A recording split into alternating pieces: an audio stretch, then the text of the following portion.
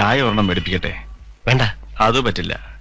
എന്റെ അടുത്ത് വന്നിട്ട് ഒരു ചായെങ്കിലും കുടിക്കാണ്ട് പോകാൻ പറ്റില്ല. മോളെ, 2 ചായ മേടിച്ചിട്ട് വാടി.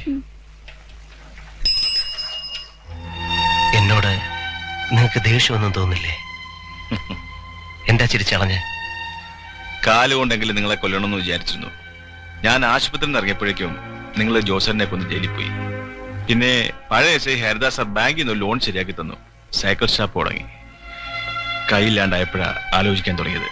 തെറ്റും ശരിയും അപ്പോൾ മനസ്സിലായി. എന്റെ കൈ കളഞ്ഞത് ഞാൻ തന്നെയാ. ഞാൻ ചെയ്തു കൂട്ടിയതിന്റെ ഫലം. പക്ഷെങ്കിൽ ഇപ്പൊ കെട്ടികളും മക്കളും കുടുംബമായിട്ട് സുഖം, സമാധാനം. കാശിന് ഇത്തിരി പഞ്ഞുള്ളൂ.